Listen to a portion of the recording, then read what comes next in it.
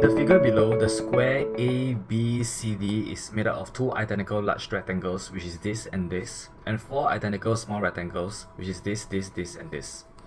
Now they mentioned that the breadth of each small rectangle, which is this, or these are the breadth of the small rectangles, right, is equal to the breadth of the large rectangle, which is this and this and this. And then they said that the area of the smaller rectangle is 21. So this one is 21, 21, 21, 21. So what is the area of ABCD?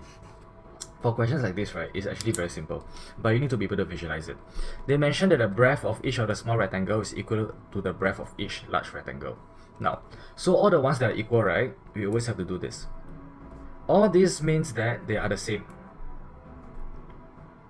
They also mentioned that the breadth of the small rectangle is equal to the breadth of the large rectangle. So isn't it the same as well? Now over here, I'm going to ask you a question. If right now they say that this one is ABCD is a square, which means that this entire thing, okay, is the same as this entire thing. Okay, now let's talk about this one first. AB. AB, we know that is made up of 4 breadths. 1, 2, 3, 4. Whereas for BC, which is the same as AB, should also be made up of 4 breadths. But over here, they gave us 2 breadths instead. And then they gave us a length of the small rectangle. Doesn't this tell us that this length of the small rectangle is equivalent to 2 breadths? Okay, I repeat, the length of AB is made up of 4 breadths. And since AB is equal to BC in length, and we know that BC is made up of 1 breadth and 2 breadths, which means that there are 2 more breadths, right? So doesn't this equate to 2 breadths? If this equate to 2 breadths, I can then do this. Which means that my length of my small rectangle is twice the breadth of the small rectangle. Okay, so this is 2 times of this. Now, why is this important to us? It's important to us, right? Because right now, I'm going to cut this small rectangle into 2 parts. If I cut it into 2 parts, it will become a square. Because if this is twice the length of this, if I cut it into 2 parts like this will be the same as this, therefore making this into a square by itself. So they mentioned to us that the area of the smaller rectangle is 21. If I cut it into 2, I'll be getting 21 divided by 2, giving us 10.5. So the area of this is 10.5 and the area of this is 10.5, and this is a square.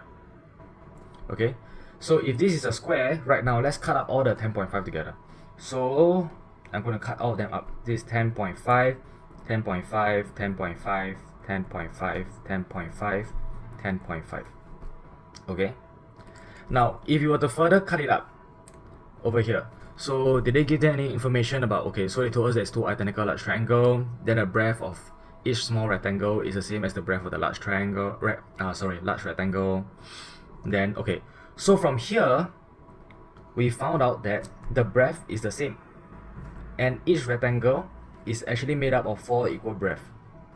Now, which means I can cut the large rectangle into 4 parts. And they will all become a square. And each of the square will have the same area, which is 10.5, 10.5, 10.5, 10.5. Okay, so I'm going to do the same thing over here, which is I'm going to cut all of them up, and each of them will be 10.5. Now that we have figured this portion out, so all these, right, are actually quite logical. You have to do breadth and breadth comparison, and then you have to cut them out into different squares. With this will be super easy, because they ask what is the area of ABCD. Now, area of ABCD will just be how many sets of 10.5 are there. This is 1, 2, 3, 4. This is 1, 2, 3, 4. Therefore, total is 4 times 4, 16 sets. So it would be 16 sets of 10.5. And this will give us the answer of, okay, just throw that as a calculator. 16 multiplied by 10.5, that will give us 168 cm squared. So is there really a need for you to find the length of this, then to find the length of this, and then multiply them together? No, there's actually no need. Okay, just cut them into smaller portions and just add them all up together, okay, in this way, and you'll be able to get the answer. So for parents who are watching this, right, it is very important for you to teach them how to carve up the figure using the information given. So for certain students, because this paragraph, right, is considered moderately long. If it's considered moderately long, moderately long, right, the students may actually find it very confusing. And before they may even finish the paragraph, right, the fear in them, or the panicky side of them, right, would cause them to skip parts of the information inside the paragraph.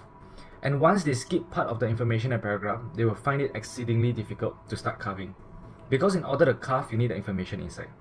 Therefore, you have to go through with them sentence by sentence to compare with this diagram. And after you have compared it for them, they will be able to get it naturally. Alright, I hope this is helpful. Done.